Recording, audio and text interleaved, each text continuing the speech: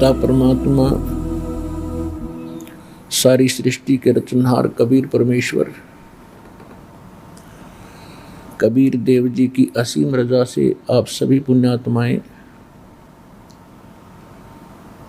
कुछ समय के लिए परमात्मा की महिमा सुनने के लिए उपस्थित हुए। मनुष्य जीवन प्राप्त प्राणी का बहुत बड़ा सौभाग्य है जिस दिन उसको सतगुरु और सत्संग प्राप्त होते हैं। जब तक सतगुरु और सत्संग प्राप्त नहीं होते तब तक मनुष्य जीवन का वो लाभ, मनुष्य जीवन की सफलता वो प्राप्त नहीं कर सकता। सत्संग से जानकारी होती है, ज्ञान होता है कि मनुष्य जीवन किस लिए प्राप्त हुआ था। और हमने सत्संग सुनने से पहले जो मनुष्य जीवन की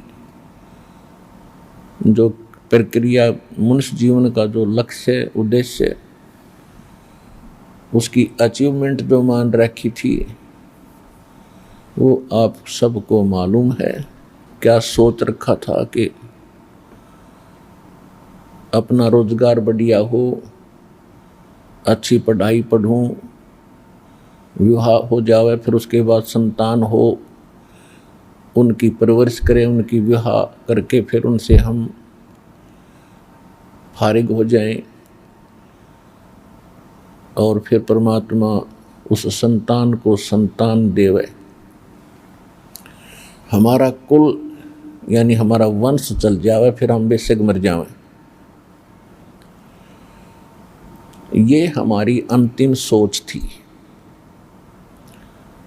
जब कभी हम उस समय बूढ़े बुजुर्गों के विचार सुना करते थे, जब हम बालक थे, आपस में बैठकर वो क्या चर्चा किया करते थे, कुशल मंगल पूछते थे, संतान कितनी है, कैसे है।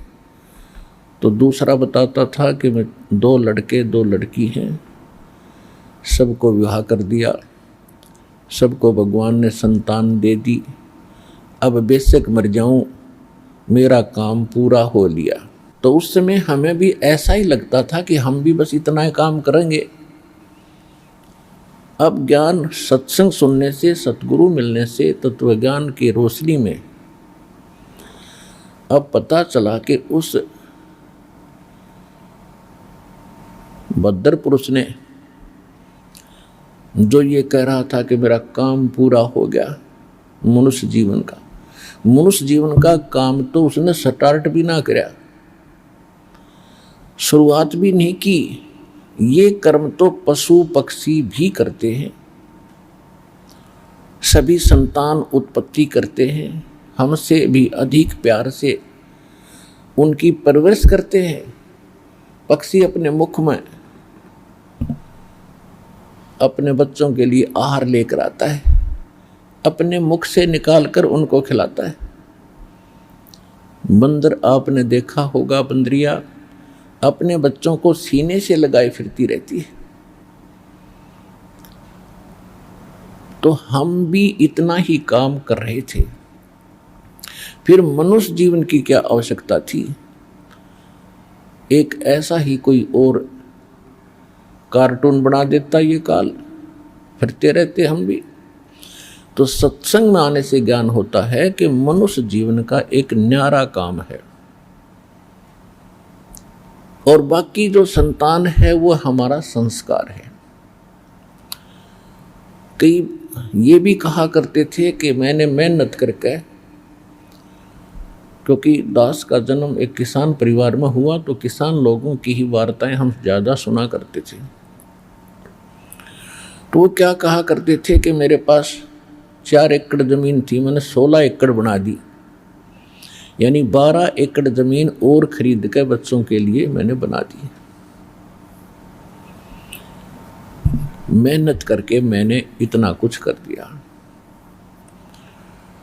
तो ये अब पता चला है कि जो कुछ भी हम कर रहे थे वो तो हमारी मजबूरी है, क्योंकि हमने अपने पेट निर्वाह के लिए कुछ ना कुछ प्रयत्न करना ही पड़ेगा।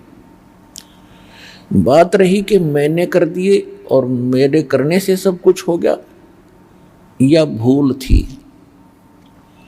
ना तो जीव का चाहा होता है, ना जीव का किया होता है।